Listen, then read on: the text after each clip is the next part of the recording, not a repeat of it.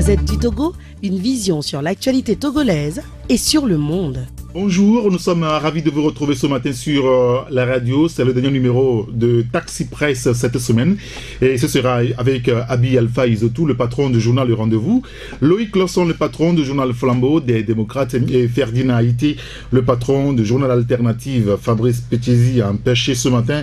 Mais nous aurons au téléphone Tchaniao Arimiao, comme annoncé, pour évoquer la présidentielle française. C'est le dernier jour de la campagne avant le scrutin dimanche prochain. D'ailleurs, nous consacrerons un temps conséquent à ce sujet.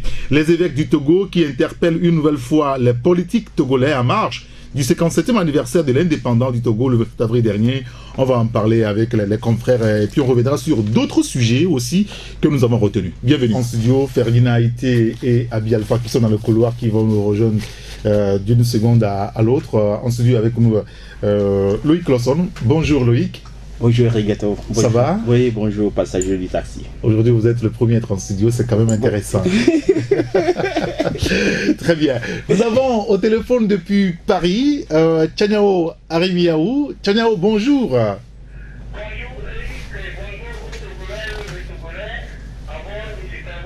C'est bien cela, merci d'être en ligne avec nous depuis Paris. Vous êtes à Paris depuis quelques semaines, vous suivez la campagne électorale, la campagne pour le second tour de la présidentielle qui prend fin ce vendredi même. Alors, Tchaniao, dites-nous, quelle est l'ambiance dans laquelle le peuple de France apprête-t-il finalement à voter dimanche prochain?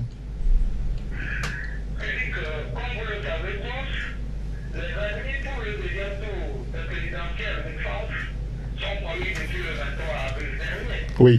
Emmanuel Macron en tête, suivi de Marine Le Pen. Très vite, les deux présidentielles se sont lancées davantage dans la conquête de l'électorat à travers le meeting public, réunions au niveau de chaque quartier général. Chacun voulant à tout prix se faire comprendre au peuple français de l'intérêt de revêt son programme.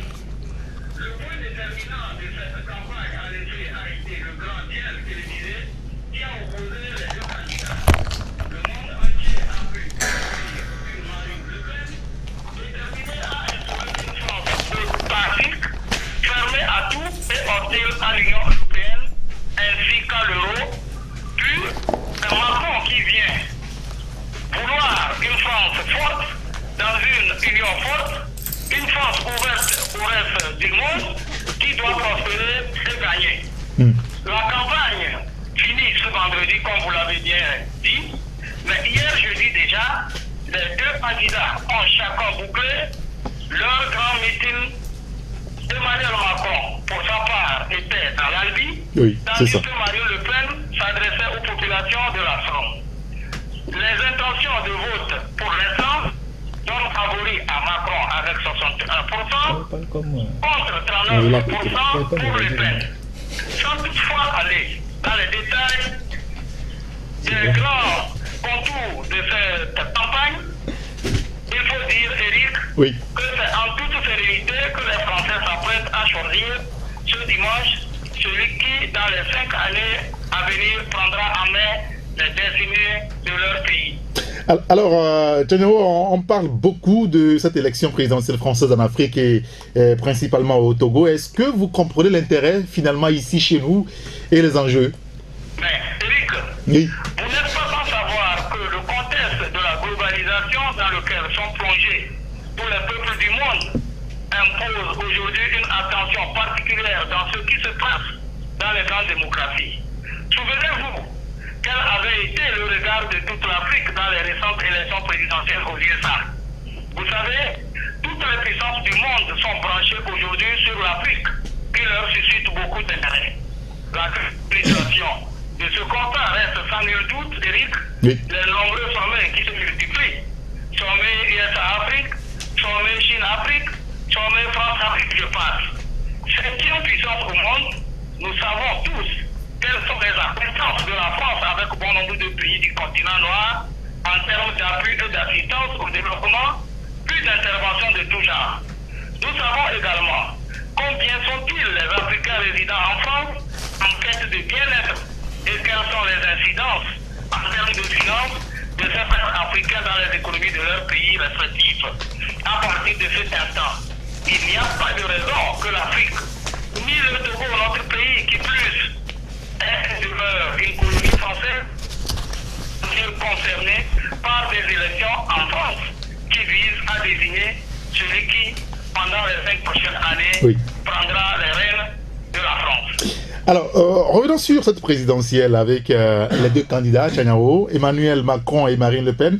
Ce sont deux visages différents de la France. Est-ce que sur le terrain, vous qui êtes à Paris depuis au moins 2 semaines, vous avez pu remarquer cette France est-elle réellement cassée sur le terrain? Eric, oui. Marine Le Pen, Emmanuel Macron, deux Français diamétralement opposés, bien entendu, face à une France que chacun défend, dirais-je. Au fond, et sur le terrain, le clivage est clair et net. Nous avons pu rencontrer des Français qui estiment se retrouver dans le programme de Marine Le Pen. Ces derniers croient et avouent farouchement que l'Union européenne fait subir lourd aux Français et qu'à elle seule, la France, qui pour eux a une identité, une histoire et une tradition, pourra se réorganiser et émerger à tous les niveaux. Par contre, la majorité des Français ne cachent pas leur antipathie au programme de Marine qu'ils trouvent inadapté au concept de mondialisation et de globalisation que vivent toutes les nations aujourd'hui. Tout compte fait, le tout revient aux Français de jouer à travers les urnes ce dimanche pour choisir qui de la France le pénis et de la France macroniste devra prendre en main les destinées de leur pays. Eric, nous sommes à quelques heures du dimanche et si les sondages restent exacts, comme ce fut le cas au premier tour, ce Macron et ses hommes qui sont dans le au soir de ce 7, lui qui a pour l'heure les soutiens du président sortant François Hollande et du Premier ministre Bernard Cazeneuve, sans oublier un fait important, Barack Obama, qui à travers une vidéo hier n'a pas pour sa part caché son soutien.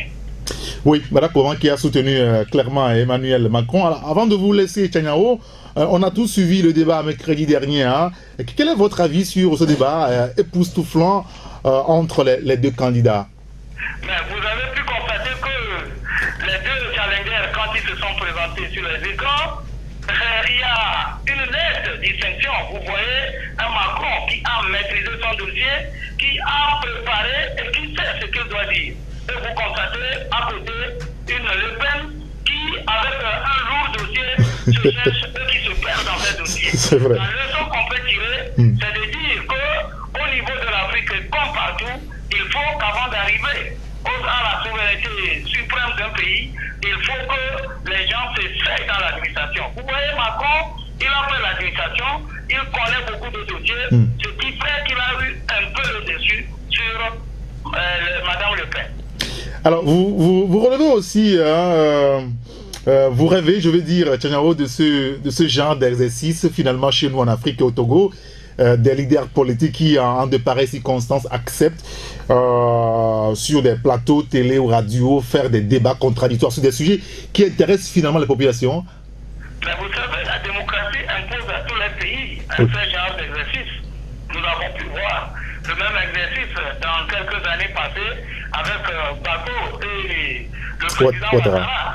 Ça avait été un choc, c'était très intéressant. Nous avons tout le temps vu ce débat-là au niveau du Bénin et dans beaucoup d'autres pays d'Afrique, vivement que cela arrive et que cela s'étende aux autres pays de notre cher continent. Merci beaucoup, Tchaniao Arimiaou. Eric, c'est à moi de vous remercier. Alors, tous les confrères ici en studio vous envoient leurs salutations amicales. Merci à tous les confrères présents à ce studio. Merci. Et salutations fraternelles à tous les... Bon vendredi. Allez, à bientôt. Retour en studio donc avec Ferdinand Haïté qui nous a rejoint. Bonjour Ferdinand. Bonjour Eric, bonjour à tous les auditeurs, bonjour aux confrères qui sont là. Vous allez bien? Ça va, on est le vendredi. Oui. Bonjour Abi Alpha. Bonjour confrères, bonjour à tous les frères et sœurs musulmans qui dans quelques instants vont s'appeler pour la grande prière du vendredi. Bonjour à ta rédaction. Bien entendu, merci beaucoup, merci de nous avoir rejoints. Nous allons, Tchaniao Arimiaou, à lancer le débat sur la présidentielle en France. On va consacrer un temps important à ce sujet puisqu'on est à quelques jours du second tour, dimanche prochain. Vous avez clairement affiché votre soutien à Emmanuel Macron, Loïc Lawson. C'est vrai que le débat de mercredi a séduit quand même beaucoup de ceux-là qui sont incertains, enfin, qui doutent encore de la capacité d'Emmanuel Macron. Vous l'avez trouvé comment au cours de ce débat face à Marine Le Pen? On disait qu'il n'a même pas de dossier devant lui, alors qu'en face, il y avait Marine Le Pen qui a des gros dossiers et qui se perdait un petit peu dans les papiers aussi. Le fait d'avoir un dossier, moi je ne le juge pas trop mauvais en soi, parce que c'est des notes, c'est des quelques notes, et bon, il a voulu jouer vraiment à l'intellectuel, à la personne qui maîtrise son dossier, et là il a aussi marqué un point à Marine. Mais il faut dire que globalement, nous, le débat, on l'entendait beaucoup plus dans le fond. Et ça a manqué. Honnêtement, il faut le dire, dans le fond, le débat a manqué, parce que Marine n'a pas voulu, justement, sa tactique était qu'il ne faut pas qu'on rentre dans le fond. Et ce matin, sur RTL, elle a avoué qu'elle ne voulait pas aller parler de son programme, mais attaquer Macron. Oui, c'est ce qu'elle a déclaré ce matin. Ça, je ne l'avais pas appris. Tu vois, parce que c'était un constat général, elle ne voulait pas du tout qu'on rentre dans le fond. Et tu verras que quand Macron veut aller dedans, elle fait tout pour le faire ressortir, parce qu'elle voulait coûte que coûte l'amener à s'énerver, elle voulait l'amener à s'emporter, et une fois qu'il est emporté, elle pouvait dominer le débat. Mais je crois que l'équipe d'Emmanuel Macron a fait un travail formidable, parce que derrière, il y a une équipe qui a fait un boulot formidable. Il a été coaché. Ce qu'il avait comme défaut, c'est-à-dire celui de s'emporter facilement face à l'adversaire, ou même parfois, quand il est en train de parler, quand il parle seul, il lui arrive de faire, selon les spécialistes, beaucoup de fautes en français. Tout cela, il a pu se maîtriser jusqu'au bout pendant les 2 heures de temps. Moi, je dis bravo. Marine était dans sa tactique, elle aussi, et qui, honnêtement, a beaucoup déçu. Moi, personnellement, j'étais beaucoup déçu, parce que je ne comprenais pas pourquoi quelqu'un qui voulait aller prendre les rênes de la France n'arrivait pas à dire une seconde, ne parler de son programme, c'est-à-dire en 1 minute, je n'ai pas vu Marine parler de son programme. C'était incroyable. Elle était là à chaque fois à attaquer, et jusqu'à la fin. Bon bref, maintenant moi ce qui m'a déçu globalement pour les 2 candidats, c'est que je me suis dit, après le débat, je me suis dit, quel que soit le gagnant, la France aura un président qui ne sera pas à la hauteur. Quand je vois qu'en face, il y a des gargantias comme Poutine, comme l'américain Trump, comme Erdogan, je me dis, quel que soit le gagnant, en tout cas la France n'aura pas un président qui a de la carrure. Et face, en tout cas, aux enjeux, et même à l'Allemagne à côté, quel que soit le gagnant. Et c'est là un peu mon inquiétude. Je me dis, la France, dirigée par Macron, oui, l'intellectuel soutenu par beaucoup de monde, on le sait. Trop jeune, à votre avis? Trop jeune, oui, je ne vois pas. Je vois pas Macron me dira que non, ce n'est pas Macron en personne, c'est la France qui le représente. Mais je vois Macron, tu vois un peu Macron face à Poutine, à 2 enfermés pour discuter. Même Sarkozy n'a pas pu tenir, rappelle-toi la visite de Sarkozy en Russie. Donc je me dis, je suis un peu inquiet pour la France. D'accord, très bien, on va relancer le sujet tout à l'heure. Ferdinand, vous avez aussi suivi le débat et toute la campagne de l'entre-deux tours. Pour vous, vous n'êtes pas déçu de ce débat, contrairement à tout ce que des gens disent autour depuis lors? Non, c'était d'abord un débat assez intéressant, parce que d'abord il fallait que ce débat se tienne, parce que vous savez, en 2002, Chirac ne voulait pas débattre avec le père de Marine Le Pen, oui. Et c'est là où moi j'ai apprécié... Lui qui a exprimé sa déception après le débat de l'autre fois. J'ai apprécié la position de Macron, qui a dit tout de suite qu'il va débattre avec Marine Le Pen. Pour moi, c'était déjà un acquis, parce que il fallait quand même démontrer à l'opinion française que cette dame qui prétend diriger le pays avait des limites, elle ne pouvait pas tenir, elle n'avait pas de programme et tout ça. Et donc ça, c'était déjà une bonne chose. Ensuite, ces genres de débats, contrairement à ce que les gens pensent, est extrêmement difficile. C'est un exercice très difficile, faire un débat de ce genre entre les 2 tours, c'est-à-dire que un débat déterminant qui va définir la position de l'un ou de l'autre, ce n'est pas de l'amusement. C'est comme vous êtes pour les partisans de sport de combat, vous êtes en karaté, taekwondo, ou je sais pas quoi, vous êtes sur un ring et vous avez la garde permanemment. Autrement, la moindre erreur vous met sur le tapis. Et donc, c'est un débat qui se prépare. Et ils ont préparé le débat, les deux, chacun avec son équipe. Les gens ont fait même des simulations, c'est-à-dire que je suis Macron, je mets Marine Le Pen devant moi, on fait un débat, Marine Le Pen et moi. Voilà, donc les gens ont fait des débats, ils ont été coachés par leur équipe. Et après, quand on est sur le plateau, il y a une autre réalité aussi. Hein. Il y a toute une réalité, il y a la pression, il y a la position de l'adversaire. Et on voit bien que ici, il y a un qui est venu pour débattre et il y a une autre qui est venue pour harceler. Et elle-même l'a reconnu ce matin sur RTL en disant que j'ai fait exactement ce que les Français voulaient entendre, c'est d'embêter Macron. C'est ce qu'elle a dit ce matin. Et donc, elle savait qu'elle avait des limites. Et puis après, elle s'est bien embrouillée dans ce dossier. Et pour ces gens de débat, je crois que tous les professionnels de la communication savent comment déterminer qui a gagné, qui n'a pas gagné, qui a pu garder la main, tout ça. Et ça s'enseigne dans les grandes écoles de communication en Sciences Po. On connaît ce fameux triangle d'Aristote qui a traversé toute l'histoire, qui est toujours d'actualité, l'éthos, le logos et puis le pathos. Et donc, c'est à travers ces prismes-là qu'on arrive à savoir qui a véritablement émergé dans le débat. 63% des Français sont convaincus que Emmanuel Macron a pris le dessus. Et tout le monde l'a compris, parce que sur les questions, les dossiers, quand je reviens par exemple à ce qu'on appelle le logos, c'est-à-dire que la manière de construire l'argumentation avec la logique, les chiffres, tout ça, il était dans les dossiers. Mais quand vous voyez la dame, elle se perdait, elle s'embrouillait. Et puis, bon, on n'est plus dans les années 74, où quand vous sortez un mensonge, c'est le lendemain ou après 3 jours que les gens vont savoir que c'est un mensonge. Aujourd'hui, on est dans le monde de l'Internet. Quand vous dites quelque chose, dans l'instant T, les gens vont sur l'Internet pour vérifier si ce que vous dites est vrai ou faux. Et les décodeurs ont pu décoder 19 mensonges de Marine Le Pen, allant de l'histoire de l'Angleterre qui était dans l'euro, ce qui est faux, en passant par les douaniers qui doivent arrêter les terroristes aux frontières, jusqu'à SFR, tout ça. Et donc, on a bien vu que l'autre, il a carrément émergé. Et quand vous voyez même l'équipe qui entoure Macron, moi j'ai fait des recherches depuis, j'ai vu l'équipe qui l'entoure, c'est quand même des gens incroyables en termes de communication, en termes de lobbying, tout ça. Ces gens, c'est des jeunes, mais des gens vraiment très portés sur les questions de communication et tout. Et voilà, il s'en est sorti. Merci Ferdinand. Abi Alpha, quel est votre regard sur ce qu'on est en train de vivre depuis quelques jours finalement en France? La tension aujourd'hui doit être contrôlée au niveau des deux candidats quand même, hein? Ouais, je crois que d'abord il faut tirer un coup de chapeau à ce débat. S'il n'avait pas existé, il fallait le créer. Je crois qu'il a toujours existé en France. Les Français font tout pour garder allumé sa flamme. Et la preuve en est encore donnée.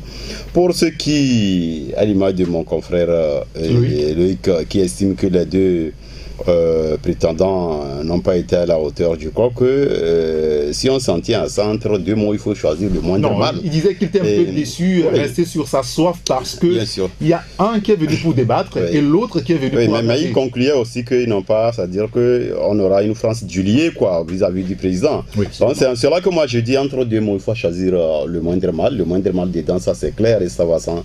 On n'a pas besoin de terrain politique pour le définir. C'est Macron. C'est vrai que je ne serai pas là-bas pour voter. Mais ici, c'est vrai, ici, vous avez la double nationalité? Ici, non. Bon, moi, ce que tu veux m'en donner, mais je ne suis pas trop chaud des Français aussi. Même si tu veux m'en donner, je ne prenais pas une Française. Bon, d'accord. Allez-y. Donc, j'allais dire que il faut voir au-delà de ce débat, c'est-à-dire un leadership français, un leadership des grandes démocraties qui veut exister. Qui veut, c'est-à-dire qui toujours apprend à faire la politique. C'est vrai, on peut tout dire de cette dame, mais il faut tirer un coup de chapeau à ce qu'elle a fait. C'est vrai, on peut parler d'amateurisme, qu'elle est venue là-bas pour mélanger les torchons et les serviettes, qu'elle n'avait pas grand-chose. C'est vrai, mais quand même, je pense le fait qu'elle ait pu venir s'asseoir autour de cette table. Et puis il faut voir la hargne avec laquelle depuis là elle fait ces débats. Non, ça c'est le Front National. Je ne refuse pas, je ne refuse pas. Moi je mets l'aspect homme politique qui maîtrise ces dossiers et qui quand même est prêt à affronter l'opinion. Quand vous écoutez vis-à-vis de... juste après le débat, oui. il était déçu de la prestation de sa fille. Oui, non, ça c'est clair. Là-bas, c'est le vieux n'a pas caché. Ce n'est pas à l'africaine ou bien à la togolaise ou parce que c'est Ferdinand qui est mon ami, même s'il n'a pas fait une bonne prestation. Je vais dire, je vais tout faire pour faire croire aux gens que mais le monsieur a dit que sa fille n'a pas été à la hauteur. Ça c'est clair. De la part d'un citoyen des vieilles démocraties là, moi, ça ne me. Bon, qui s'entendent pas ou pas, c'est après tout sa fille quand même. Tu vois, personne ne peut briser ce lien-là. Donc, moi j'ai vu deux prétendants qui ont continué par porter la flamme d'une grande démocratie. Ça là, il faut saluer l'aspect là. Maintenant, par rapport au contenu de tout ce que chacun a donné, c'est vrai, la dame là, elle n'avait pas de programme en tant que tel. Elle est vraiment venue pour continuer toujours par donner espoir à ceux qui, n'est-ce pas, portent confiance en sa lumière, mais n'avait pas un programme en tant que tel. Pour ceux qui pensent que Macron ne serait pas à la hauteur face à un Poutine, bien, je ne crois pas. Quand l'autre François Hollande est arrivé. Non, pas François Hollande. Quand Nicolas Sarkozy. Nicolas, de l'autre pays, de la Trump. Quand Trump venait, on a dit pire que ça. On a dit pire que ça. C'était vraiment un outsider. Il faut voir le jeune là d'où il vient. Et puis ne mettez pas trop vite l'aspect son jeune âge, est-ce qu'il pourra. Mais d'abord c'est une institution, c'est une république. C'est une république qui est composée d'institutions qui va véhiculer une image. Et l'image, le symbole, c'est le futur président. Il y a d'abord cela qui joue. Et puis il faut voir l'audace qui a conduit le jeune là où il est actuellement. Et comme ils disent que demain il va se laisser enfariner par un Poutine ou un Trump, je ne suis pas en train de le voir dans ce rôle-là. Moi, je ne le vois pas comme ça. En tout cas, le monsieur, aucun chef d'État n'a jamais maîtrisé à 100% ses dossiers. Une république, c'est aussi vaste que de l'eau de mer à boire. Le monsieur, il a montré qu'il peut s'essayer en la matière. Moi, je pense que le boulevard lui est ouvert, à moins d'une rocambolesque surprise. Les dés sont joués et on va voir d'ici dimanche. Il sera président. Ça c'est clair. Il est à la porte d'ici dimanche soir, on verra quel sera le dernier mot par rapport aux citoyens français. Mais il faut saluer ça et saluer ça surtout par rapport à certains de nos chefs d'État qui ne peuvent même pas faire une interview de 5 minutes devant un journaliste. Non, justement, c'est ça. C'est-à-dire on a des chefs d'État ici qui ont fait 15 ans, 20 ans, mais quand il finit de lire un discours sur papier, quand tu le prends dans un coin du couloir, il ne peut pas, indépendamment du papier, s'exprimer. Quand tu regardes cela, c'est vraiment triste. J'ai abordé la question avec Teniaou. Et bien aussi, finalement, on ne doit pas rêver par rapport à ce genre d'exercice sur le continent. On en voit dans certains pays africains. Bon, chez nous et dans d'autres pays, on ne le voit pas souvent. Est-ce que vous en rêvez un petit peu, Loïc Lawson? Oui, j'en rêve énormément. Et pour moi, c'est même ça qui va être une condition sine qua non pour 2020. Comme c'est instauré un peu partout en Occident. Je ne sais même pas si on doit le mettre dans notre constitution ou si on doit l'imposer de manière ou d'une autre. C'est-à-dire 2020, on doit en arriver là. Moi, j'ai suivi, excuse-moi, le débat en famille. Mais ma fille n'a que 9 ans, mais elle m'a dit que est-ce qu'on fait ça aussi au Togo? Mais ça veut dire que quoi? L'enfant a aimé, jusqu'à ce qu'elle s'endorme, elle a aimé le fait qu'elle a vu les gens se bagarrer, du moins intellectuellement. C'est la moindre des choses. Les gens qui veulent prédestiner mais tu veux diriger un pays, les gens doivent être capables de nous expliquer leur programme.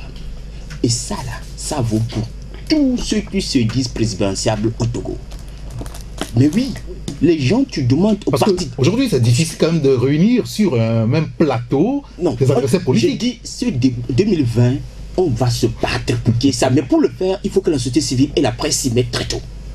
Il faut qu'on y arrive à compter. Il n'y a pas de représentants. On veut voir les candidats. Parce que tu sais, il y a une chose. Aujourd'hui, tu tapes sur Internet le programme de tous les 11 candidats, oui, je trouve ça. C'est pas sorcier. Des partis politiques sont au Togo depuis 20 ans, ou depuis 15 ans, ou depuis 5 ans. Tu ne connais pas leur programme. Et ça, c'est des partis, qu'ils soient de l'opposition ou du pouvoir, qui se disent populaires. Mais oui, ce n'est pas normal. C'est un drame. Moi j'ai vu des gens au niveau de certains partis politiques à qui on demande le programme, ils disent non, quand ils vont sortir le programme, l'UNIR va voler. C'est quel raisonnement ça? Ah oui? C'est quel raisonnement ça? Oui. Oui. Tu demandes à un chef de parti politique populaire de te décliner un peu son programme, il ne l'a pas. Pour lui, son programme, c'est l'alternance. Mais non. Même si tout le monde a soif d'abord de l'alternance, tu dois, si tu viens, qu'est-ce que tu nous feras? Quels seront les grands axes? Sur quoi tu veux te... Mais voilà. Il n'y a pas ça. Et ça, on doit l'imposer. Ferdinand Été, oui, sur cette question. Non, avant d'en arriver là, je voulais juste rebondir sur la question de est-ce que Macron pourra tenir devant les grands du monde et tout ça. D'abord, c'est pas le fait qu'il gagne les élections.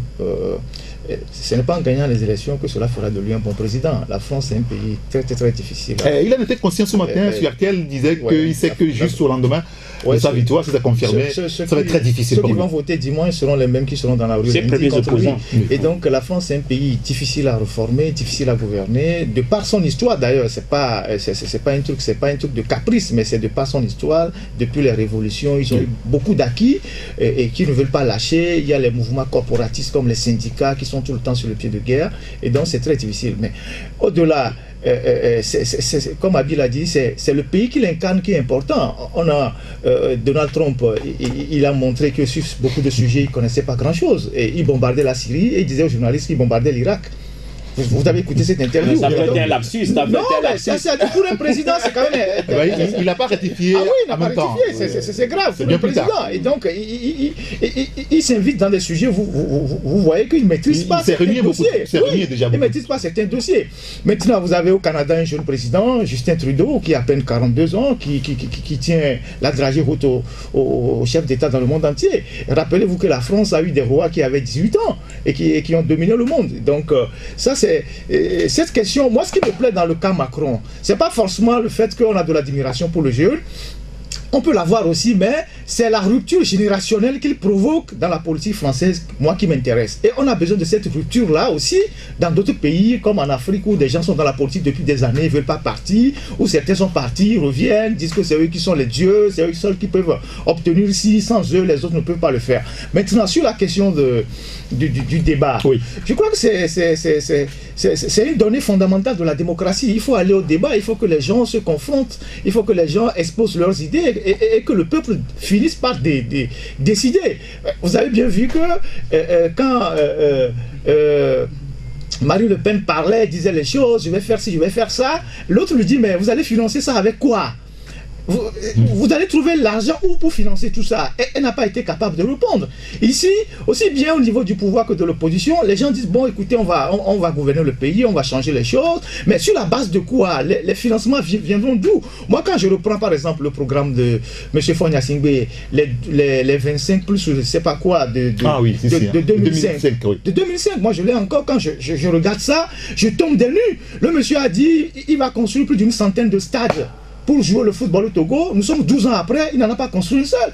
Il a dit qu'il va construire des hôpitaux, il n'en a pas construit un seul. Il a dit qu'il va faire ci, il n'en a jamais fait. Et donc, s'il y avait ce débat à l'époque, les gens auraient pu lui demander, mais monsieur, où est-ce que vous trouverez l'argent pour financer tout ça? Il en est de même pour ceux qui sont aussi dans l'opposition, qui disent oui, on veut gouverner, on veut faire ci, dans le domaine de la santé, dans le domaine de l'éducation, dans le domaine de l'enseignement supérieur, dans le domaine de l'agriculture.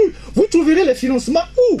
Ou bien vous allez augmenter des taxes, les Togolais doivent payer plus, où est-ce que vous allez trouver l'argent pour pouvoir financer ce programme-là? Donc il est important aujourd'hui qu'on aille vers ce genre de débat.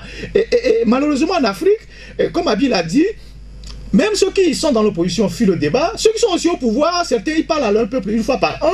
Même quand ils doivent parler, il faut qu'on les supplie d'abord avant qu'ils ne parlent. Et quand ils parlent, ils ne disent pas grand-chose. Et donc, finalement, ceux qui gouvernent nos pays n'ont de compte à rendre à personne. C'est-à-dire que le principe de la reddition des comptes n'est pas là. Parce que c'est ce principe qui impose que des gens exposent leurs idées, exposent leurs programmes, et qu'à la fin, ce soit le peuple qui décide à qui on remet les clés de la présidence. Parfait. Ce que j'allais ajouter pour compléter l'aspect logique. Mais l'essentiel, ce n'est pas d'avoir un programme. Le programme, si demain... Non, mais attendez. Permettez que... d'abord avoir un programme, s'il vous plaît, permettez que je termine. Si demain, si moi, j'ambitionne d'ici 2020 être candidat, mais Eric, tu peux être un expert qui me pond un programme que je vais porter, que je vais balancer sur mon site. Non, que tu il faut que, s'il vous plaît, il faut que le candidat, j'allais venir, maîtrise son programme. Bien entendu. Vous comprenez quoi? Oui, c'est ça qui est le problème. Actuellement, quand nous prenons nos leaders là qui sont autour d'une table, combien peut le programme, même si on peut aller sur le site, voir un programme en plusieurs points, combien maîtrise? Il faut seulement voir la façon dont ils gèrent leur structure pour savoir qu'ils ne maîtrisent rien de ce qu'on appelle programme. C'est vrai, il y a un papier qui est écrit, qui est balancé sur tous les supports audio, ce que vous savez, mais il n'y a pas quelqu'un qui symbolise, qui incarne, qui peut défendre le programme. Il n'y a pas ça. C'est en cela que moi je vais, à travers une anecdote, dire ceci. Il faut qu'on arrive, même si un jour il faut que ce soit mis dans notre loi fondamentale, parce que ça va permettre de décanter aussi, de filtrer avant qu'on aille aux grandes échéances. Parce que si on prend, ne faut seulement parler des autres, quand on prend le code des journalistes où tout le monde vient rentrer, comme c'est une poubelle, quand on n'a pas réussi à l'université, il faut rentrer, quand le chômage dure trop, il faut devenir journaliste. Je me rappelle, on commençait nouvellement. Un de nos confrères s'est retrouvé devant un dossier difficile devant les tribunaux. Il fallait se défendre. Nous tous on était là, on était fiers d'avoir accompagné un confrère qui veut se défendre parce qu'on l'accuse justement. Il se défendait à il s'allait dire un journaliste, directeur de publication, ça s'est passé à notre tribunal ici. Il ne faut pas qu'un jour, au Togo, on se retrouve avec des présidents autour de la table, ils sont coincés parce que on a des gens ici, à chaque fois qu'ils sont hors du papier qui veut parler, leur entourage se tient la tête. Qu'est-ce qu'il veut dire encore?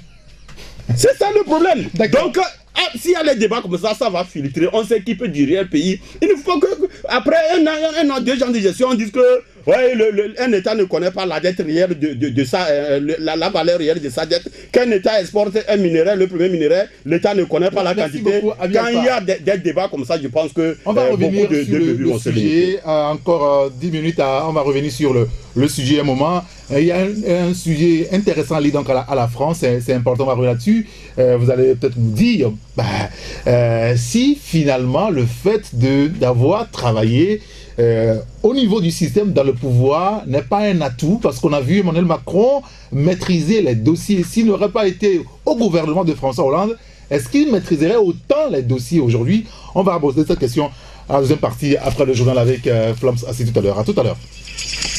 Deuxième partie avec Loïc Lawson du journal Flambeau des démocrates, Abi Alpha du journal Le Rendez-vous et Ferdinand Haïté du journal Alternative. Loïc, on va poursuivre encore un petit moment le débat sur la présidentielle en France et cet élément que j'évoquais avant la pause. On a vu, c'est vrai, Marine Le Pen avec un gros dossier, donc sûrement des notes, des papiers, et puis en face il y a Emmanuel Macron qui n'avait presque pas de papier, ça veut dire qu'il a été coaché, qu'il avait tout en tête. Est-ce que, et on l'a constaté tout au long du débat, est-ce que le fait pour lui d'avoir été au gouvernement n'a pas été finalement un atout en maîtrisant les dossiers que ceux qui étaient dehors toujours? Mais bien sûr, ça joue. On va faire une corrélation avec l'Afrique dans nos pays. Bien sûr, ça joue énormément parce que, tu sais, on ne s'improvise pas homme d'État. Et on ne s'improvise pas aussi gestionnaire des affaires de l'État. Tu as beau faire les plus grandes écoles du monde, tu fais sortir de l'ENA, qui est l'école où quand on sort, normalement, tu es apte à travailler. Une fois sur le terrain, tu apprends toujours. C'est ça la réalité. Donc, et c'est la preuve, on l'a vu, si tu parles de l'Afrique, des chefs d'État ou de certains, soi-disant démocrates, les plus grands opposants qui se sont toujours autoproclamés, si tu vois un peu partout, Guinée, c'est pas Niger, mais qui sont venus au pouvoir, qui sont devenus une déception. Tu es d'accord avec moi? Justement parce qu'ils n'ont pas eu à se frotter au pouvoir. C'est vrai qu'on en a connu qui sont venus, qui ont bien fait, mais la plupart ont déçu les grands opposants historiques africains qui sont arrivés au pouvoir, sont déçus. Donc c'est pour dire que les affaires, la gestion des affaires de l'État, on l'apprend. quand des gens comme Amadou, je ne dis pas, il est entouré aussi au niveau du Niger, il est entouré aussi de quelques casseroles, mais quand tu le vois gérer le pays avec quand même assez de finesse et maestro, c'est parce que plusieurs fois en tant qu'opposant, il est venu au gouvernement, il est reparti. Et bien nous, dans notre tête... Il y a le cas du Ghanéen, Nana Akufo-Addo, qui a été ministre des Affaires étrangères. Merci pour le rappel. Oui. Mais nous, chez nous, c'est que dès le départ, on a fait comprendre aux gens qu'on ne traite pas avec un régime dictatorial et que quand on va dans ce gouvernement, c'est qu'on est corrompu. Bon, ça c'est un autre débat. Mais le plus important aussi ici, c'est cette histoire de débat, moi, sur laquelle j'insiste et je me réveille. D'accord, très bien. Parce que tu sais, les programmes des chefs de partis politiques, Macron, on l'a vu, il maîtrise son programme. Il avance des chiffres. Il démontre des choses. Moi, je crois que quand on est chef d'un parti politique, c'est ça. Et aujourd'hui, au Togo, on en a combien? Qu'on l'aime ou qui peuvent le faire comme ça? Qu'on l'aime ou qu'on l'aime pas, on peut citer Amel Levé Demkodjo. Je sais que les Togolais ne l'aiment pas, ils lui ont jeté l'anathème, on a fait comprendre que c'est un corrompu, machin. Il y a Demkodjo, je crois qu'il peut le faire. Il y a avec brio Agbeyo Kodjo peut le faire. Il y a Nicolas Lawson aujourd'hui parmi les plus jeunes qui est assez pertinent, même si les gens font croire qu'il donne. Je viens. Bon, vous voyez, pas jeune, je vais parler de. Je sais qu'il est là depuis, mais bon, parmi les partis politiques qui sont plus ou moins. Mais voilà, quelqu'un qui donne toujours des chiffres assez pertinents, qui vient discuter. Mais bon, ces opposants ou bien des directeurs disent que c'est des faux chiffres. Mais quand tu approches le pouvoir, les gens te font comprendre que oui, ce qu'il dit n'est pas faux. Et la preuve, même le pouvoir s'inspire de temps en temps de ce qu'il dit. Voilà. Mais à part ça, dis-moi, Jean-Pierre Fabre, tu l'as vu une seule fois venir parler avec des chiffres à l'appui. La seule sortie économique qu'il a faite, ça a été une catastrophe. C'était préparé, hein, mais c'était une catastrophe. Ah oui, sur les flux financiers. Voilà. Mais c'est pour dire que les Togolais aussi doivent savoir reconnaître le leader ou celui qui peut diriger leur pays à travers ces genres d'exercices.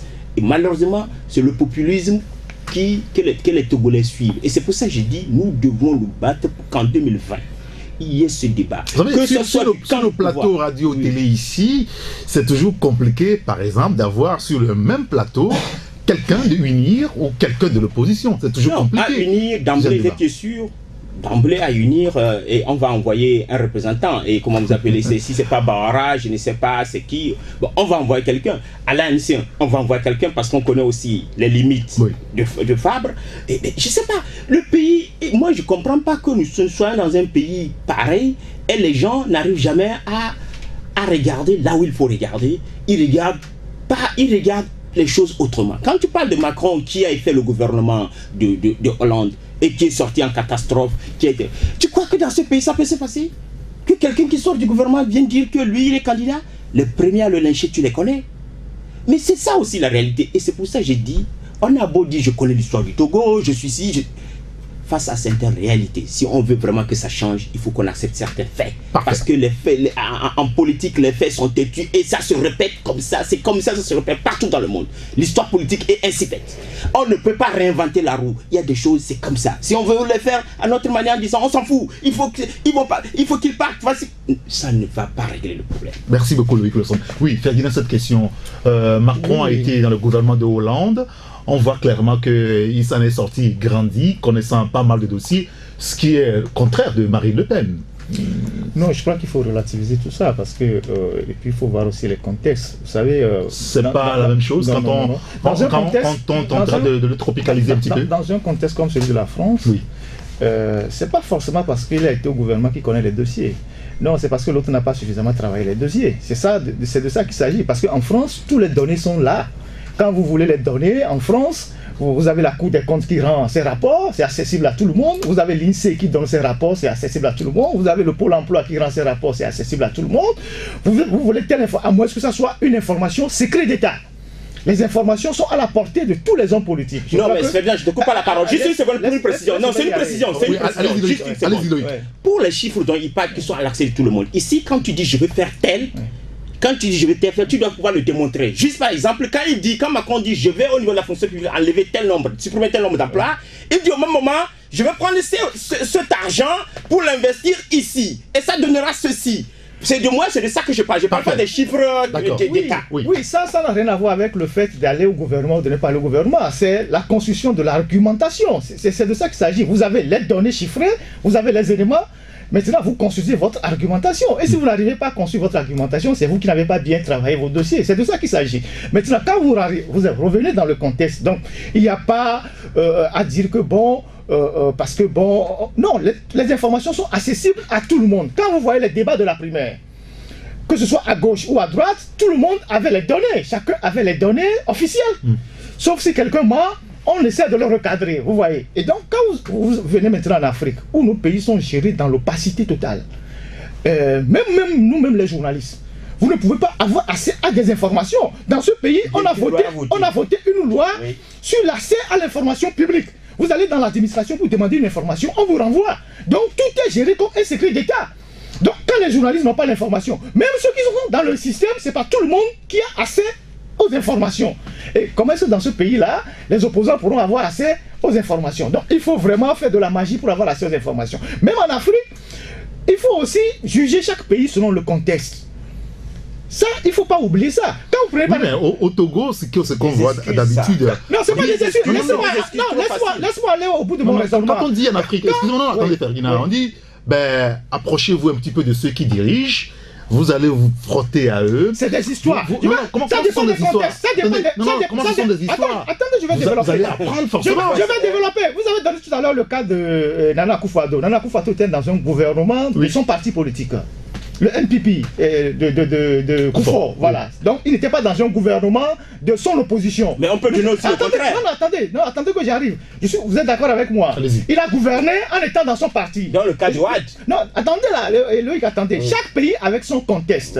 Le contexte sénégalais n'est pas le contexte togolais. Quand vous luttez contre une dictature comme celle du Togo, vous ne luttez pas contre une dictature comme il n'y en avait pas au Sénégal. Je suis désolé Loïc, il faut qu'on soit clair dans les choses. Quand Jésus-Christ fait une interview, comme la dernière fois dans Jeune Afrique, il dit oui, mes ministres sont allés au gouvernement, ils collectent des carnets d'adresse, ils font ceci, ils apprennent à gérer un pays. Il est au gouvernement. C'est une vérité. Non, c'est ce qu'il a dit. Non, oui, c'est une vérité. Attendez, les ministres de l'Union des Forces de Changement aujourd'hui apprennent à gérer. Attendez, pour venir à la fin nous dire que voilà, il n'y a pas eu les réformes, lui ne veut plus les réformes ne servent plus à rien, il faut laisser Faure le meilleur président. Quand vous prenez aujourd'hui le bilan de Faure Gnassingbé, et vous prenez tous ceux qui sont allés au gouvernement, qu'est-ce qu'ils ont apporté au peuple?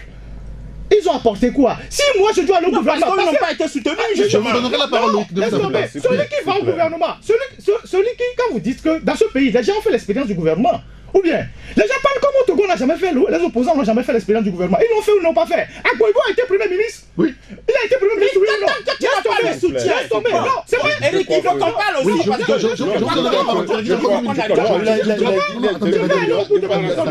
Agboibo a été Premier ministre. Agboibo a été Premier ministre ou pas? Il a été Premier ministre ou pas? Il a fait bouger les lignes. Aujourd'hui, on veut faire croire que c'est parce qu'il n'avait pas le soutien. Merci beaucoup, Ferdinand. Loïc, répondez, je donne la parole à Biafra après. Il est au gouvernement. C'est pour dire à Ferdinand que, excusez-moi, je respecte ce qu'il dit, mais tant qu'on continue à pas raisonner de cette manière, c'est le raisonnement Gilles-Christ Olympio. Depuis dans les années, ça c'est le raisonnement Gilles-Christ Olympio. Depuis le début de l'avènement de la démocratie au Togo. C'est le raisonnement, et après, le chantre même de ce raisonnement, Gilles-Christ a compris, il a abdiqué, malheureusement, il a mal fait. Même Trump, quand tu prends, laisse-moi aussi faire. Quand tu prends le camp du Zimbabwe, Ferdinand fait partie de ceux qui traitent Mugabe de grand dictateur. Dis-moi, son opposant principal n'est pas allé à son gouvernement. Il a fait quoi?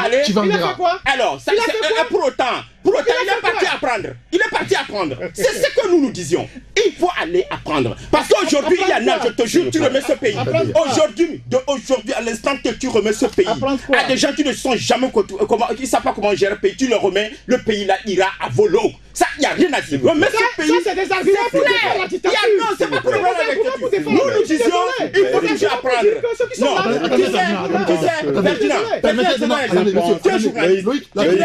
tu es journaliste. On va parler tout ça à la fois. Loïc, attendez. Attendez. Alors, si on ne peut pas parler à tous des rôles, ce sera compliqué. Oui, s'il vous plaît. Je pense que ce n'est pas un dialogue. Depuis là, je n'ai pas parlé. Je vous donnerai la parole. C'est moi qui donne la parole. Oui, mais je ne comprends pas. On va laisser d'abord Loïc terminer. Je vous donne la parole après à Bialfa. Jusqu'au bout, et j'ai dit, je pense, il y a plusieurs exemples. J'étais dans le cas du Zimbabwe, j'étais dans le cas de Wade. Parce que quoi le veut ou non, Diouf aussi est un dictateur. Même si c'est un dictature assez douce. Oh là là. Et Wade, oui, non, c'est ça que tu ne sais pas. C'est difficilement que Diouf c'est difficilement que Diouf a accepté de quitter le pouvoir. Il faut lire le dernier livre du général qui a été président de la CENI au niveau du Sénégal. Comment les résultats ont été proclamés, comment Diouf a été convaincu avant qu'il n'accepte les résultats et que Wade vienne au pouvoir. Et tu comprendras que, qu'on le veut ou non, quand si des gens comme Wade sont arrivés, c'est parce qu'à un moment, ils ont accepté d'aller au gouvernement dans lequel ils étaient, pour lequel ils étaient opposants. Et il y en a plein, on ne peut pas être dans un pays pour dire que nous sommes un pays particulier, un État unique, un État... C'est-à-dire qu'il n'y a pas notre cas dans ce monde, et que bon, on ne peut jamais travailler avec... Tant qu'on raisonnera comme ça, quand est-ce qu'on apprendra? Quand est-ce qu'on comprendra qu'il faut qu'on y aille, qu'on apprend à travailler avec ces gens-là, avant que ces gens-là n'aient aussi, le jour où ils lâchent le pouvoir, qu'on puisse gouverner. Cette maison, quand je vais lui donner un exemple qui est assez banal et terre à terre. Tu as beau sortir de la meilleure école de lettres, quelqu'un qui sort d'une école de lettres, la meilleure, oui. Et que jamais dans la rédaction de Ferdinand, pour dire pour moi un article de tel, journalistique, il ne va pas te le pondre. Il va écrire du bon français, mais ça ne serait pas dans un style. Oui. Tu comprends un peu ce que... Donc il a besoin d'apprendre. On ne se lève pas comme ça. Merci beaucoup, Loïc. Moi, je ne comprends pas. Et Loïc ne peut pas défendre une chose de son contraire. Tout de suite, on est en train de se plaindre du fait que nos dirigeants ne gèrent pas le pays, ne maîtrisent pas la gestion du pays. Et c'est eux qu'on prend comme des ateliers. Il faut aller s'agéner pour apprendre. Si c'est le régime en place, du moins c'est le nôtre, qu'on prend pour l'atelier de référence pour apprendre, vous vous êtes trompé d'atelier. Vous n'allez rien ramasser après votre contrat. Je regrette parce que je ne comprends pas. Ce régime a géré seul en dictature, ça n'a rien donné. Ils ont coopté les opposants. Ils ont pris des experts. Prenez le cas Hungo. Ça n'a rien donné. Mais qu'est-ce qu'on veut nous faire croire aujourd'hui? Quelle est votre solution? Moi, je pense que... Vous pensez quoi? Mais avant que j'aille m'incliner pour apprendre, m'inspirer de l'expérience de quelqu'un, il faut que la personne soit une référence. Qu'il maîtrise sa chose même. Vous comprenez quoi? Si moi je vois que chez toi, si tu ne peux pas faire un bon débat, d'abord tu vas m'inviter, je ne veux pas venir. Et puis, tu comprends? Donc, moi je pense que un adage dit, même quand l'œil ne mange pas, il sait ce qui remplit le ventre. Il y a des gens ici qui gèrent le pays, quand ils lisent le discours qu'on leur a écrit, qu'ils ont pris le temps de relire dans leurs antichambres, quand ils lisent, tu vois, qu'ils sentent que ce monsieur, quand on leur retire le discours, il ne peut pas faire une interview. S'il vous plaît, je n'appelle le nom de personne. Oui, c'est tout un protocole. On fait allant d'un ministre à tous les stades. Vous comprenez quoi? S'il vous plaît, ils sont nombreux. Je ne dois personne, mais je dis les gens nous dirigent jusqu'à présent dans ce pays. On a pris le temps, un événement arrive, on leur prépare le protocole, la rédaction prépare le discours, il a pris le temps de lire 2-3 fois, il vient au plateau, quand il lit son discours, tu sens que ce monsieur ne peut pas faire une interview de 15-10 minutes. Ça peut arriver partout. S'il vous plaît, parce que ce n'est pas affaire de ça peut arriver. Ce n'est pas affaire de ça peut arriver.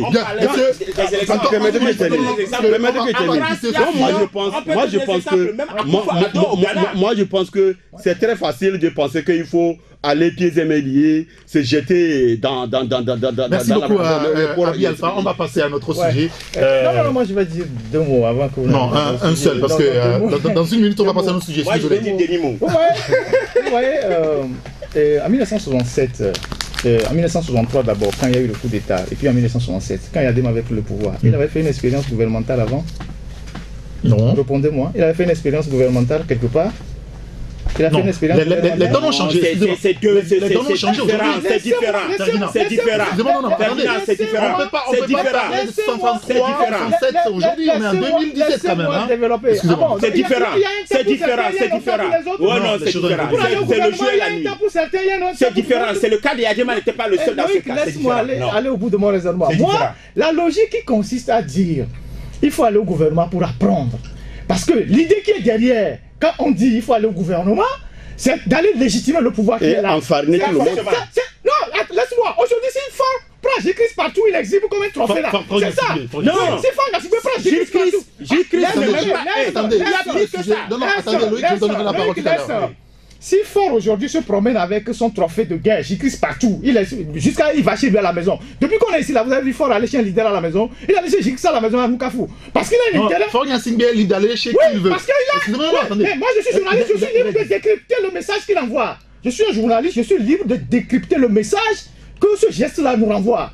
Et ce geste-là nous fait dire qu'aujourd'hui, c'est son trophée qu'il existe partout pour dire que... Ils sont des amis. Il peut aller chez son ami. Attendez qu'il finisse. Et lui, il le lui rend bien. Quand il fait son interview dans Jeune Afrique, il dit oui, qu'il est différent de son père, il est bien, il gouverne bien. Son père ne savait pas lire, ne savait pas écrire, il m'a condamné je sais pas, à la peine de mort. Le fils gère bien le pays, nous faisons des réformes, nous sommes ensemble. Et donc, c'est un jeu de rôle qui est bien défini. Jékris joue sa part, il fait venir ses relations pour légitimer Faure, notamment Akufo-Addo, qui est son ami depuis 40 ans. Et Faure aussi tire son profit de cette relation. Si c'est ça, aller apprendre au gouvernement, c'est pas la peine. Merci beaucoup, Sanguina. Oui, Loïc. Je sans rentrer trop dans le fond. Je vais pas le temps. Par rapport à Gilchrist et à Faure, légitimé, dont il dit qui a légitimé le pouvoir de Faure. Je vais lui répondre à Ferdinand tout simplement ceci. Que celui qui a légitimé le gouvernement de Faure et Faure Gnassingbé aujourd'hui, mondialement, pas seulement par rapport au Ghana, c'est Jean-Pierre Fabre. Ça, il n'a qu'à, il le sait. En quel sens? Il a légitimé tout simplement parce qu'il est allé à une élection dans lesquelles les conditions n'étaient pas réunies. Et ça a permis, il y a eu la bataille, et Faure est illégal. L'élection a été reconnue mondialement. Il n'aurait pas dû aller à cette élection qu'aujourd'hui, il y a crise dans le pays. Ça, c'est le discours. Non, c'est ça la vérité. Pas le nier. C'est ça la vérité. Ça, c'est le discours. C'est pour dire que... Non, laisse-moi finir. C'est pour dire que nous, quand moi je parle de aller dans un gouvernement ou aller apprendre... Ce n'est pas comme fait Jékris. La preuve, j'ai toujours condamné. Oui, c'est pas comme fait Jékris. C'est que c'est parce que ailleurs. Non, mais pour Agboiba, c'est comme je t'ai dit, il a manqué de soutien, par exemple, un cas comme ça. Il faut avoir le courage. Tu sais, quand on va dans ce genre de gouvernement, je t'explique. Tu as le soutien de la population et de tes autres et des autres opposants. On signe un truc. On ne peut pas revenir sur ce débat. On signe un accord. Que vous signez. À la fin, vous dites on ne rentre pas. Nous tous, on dit rentre dans ce studio. À la fin, tu ne rentres pas. Après, tu me dis que. Tu penses que quand Ouad était à le gouvernement, je te rappelle l'histoire du Sénégal. Tu penses que toute la classe politique de l'opposition était d'accord avec Ouad? Oui, c'était. Non, mais c'était d'accord. J'ai dit, non, c'est que tu ne savais pas. Ouad avait le soutien de la population. Non, est-ce que c'est d'accord avec la classe politique? Je parle de soutien. Il y a deux soutiens que tu dois avoir. Soit de la classe politique, soit de la population. Ouad était l'opposant principal, charismatique, et il avait le soutien de la population. On aborde un autre sujet. L'autre sujet, c'est l'appel de la conférence des évêques du Togo en marge de la célébration du 27 avril, l'autre jeudi. Comment est-ce que vous avez apprécié cet appel des évêques du Togo, finalement, Abi Alpha? De quel appel vous parlez? L'appel des évêques du Togo aux politiques togolais. Oui, bon, moi je pense que ce n'est pas le premier appel qu'ils lancent. Et tu sais, je n'aime pas trop parler des gens instables. On est actuellement ces évêques. On est ici il y a presque une année quand ils ont publié un rapport sans langue de bois, direct, sans détour. Et l'année passée, nous tous, on a tiré un coup de chapeau. On a dit que même s'il ne peut pas peut-être oser faire ce que les évêques d'un pays comme le Congo ont fait, ce qu'ils ont fait l'année passée était assez osé et que c'est ça qu'on attendait d'eux. Mais quand... Ça veut dire que si le message vous plaît, les évêques sont... C'est pas parce que ça plaît. Si le message vous plaît, ce n'est pas un fait de ça plaît. Si ça reflète la réalité, c'est ça. Si actuellement là, par rapport à la déconfiture du pays, quand vous parlez, ça ne va pas, et vous enfarnez tout le monde. Qui est responsable de la gestion du pays? C'est qui actuellement? Qui doit rendre compte de l'état que nous traversons? Donc moi je pense qu'il ne faut pas jouer de l'hypocrisie avec Dieu. On a vu, quand ce qu'on a à dire n'est pas plus grand que les sénats, ils vont mieux se taire. Au Congo, on a vu ce que les gens ont fait. Je peux vous lire quelques passages de leur message. Les évêques disent par exemple: nous avons besoin de citoyens responsables et pris du bien commun qui placent les intérêts du Togo au-dessus de leur ambition personnelle. Ils disent quelque part aussi qu'ils rêvent de dirigeants honnêtes, qui ne profitent pas de leur charge pour piller le pays en toute impunité. Nous avons besoin d'acteurs politiques ayant une vision nouvelle qui ne soient ni accrochés désespérément au passé et à leurs privilèges, ni intransigeants face à la complexité de l'héritage de notre histoire. Ils disent encore, l'alternance est au cœur de toutes les luttes qui opposent les filles et les filles de notre pays. Elle est la première forme de discorde qui alimente nos conflits. À ce propos, nous avons tenu à rappeler que l'alternance est une exigence des droits naturels, précisément parce que les gouvernants sont à notre service. Il est légitime de les remplacer quand nous estimons qu'ils ne remplissent plus leur mission ou s'ils ont atteint une limite qui ne leur permet plus de bien remplir leur mission. Un autre élément qui relève dans le message, le principe de l'alternance politique, avant d'être une valeur démocratique, est surtout une exigence de droit naturel. Précisément parce que les gouvernants sont à notre service, il est légitime de les remplacer quand nous estimons qu'ils ne remplissent plus leur mission ou qu'ils ont atteint une limite qui ne leur permet plus finalement de faire très bien le boulot. Alors, Eric, je ne critique pas. Toi, je ne critique pas le contenu de ce qu'ils ont publié actuellement. Alors, je parle de leur caractère instable. Instable, parce que l'homme c'est par rapport à un passé, un présent et un avenir. C'est de ça que je parle. Bien avant ça là, si tu peux me relire la lettre qu'ils ont publiée avant. Il y a une lettre qui est publiée, il y a une, je crois, ça ne dépasse pas encore un mois, avant que ça ne vienne. Donc moi je pense que, par exemple, si je prends mon côté, l'Union musulmane, on sait où maintenant, dans quelle case on les met. Ils sont où? Non, ils sont avec le régime, ça c'est clair. Avec l'opposition? Non, tu sais, attends que je vienne. Moi je pense que, je dis et je le redis, et même ils écoutent, ils sont avec le régime. Heureusement que, à lire dans la masse, on sait que la communauté musulmane n'est pas avec eux. Ça, au moins, ça se fait. Ils n'ont qu'à rester avec le régime. Le jour où ça viendra, ils vont partir aussi. Donc, moi, je pense. On connaît. Ils sont où? Ils sont avec le régime, ils n'ont qu'à être. Oui, tu veux qu'ils soient où? Je veux qu'ils soient déjà responsables, qu'ils peuvent être au milieu pour dire la vérité quand il faut le dire. Ils ne peuvent pas être alignés pour tout le temps, n'est-ce pas? C'est pas faire. Non, c'est pas. C'est des confessionnels avant tout. Oui. Ils sont des confessionnels. Actuellement, je ne suis pas en train de demander aux évêques de venir s'aligner derrière un opposant, mais de jouer leur rôle. S'ils ne peuvent pas jouer, qu'ils se taisent. Bien, merci au que de dire aujourd'hui une chose sont contraires demain par rapport au même régime qui est là, qui piétine tout le monde, et par rapport au contexte, quand ils disent aujourd'hui que c'est rose, quand on les cogne du côté du Vatican, ils disent non, c'était rouge. Mais les mêmes personnes pour le même régime. C'est ça que moi je déplore. Je ne sais pas si vous partagez ta vie d'Abi Alpha quand vous lisez les évêques. Pas du tout. Louis Colosson. Pas du tout.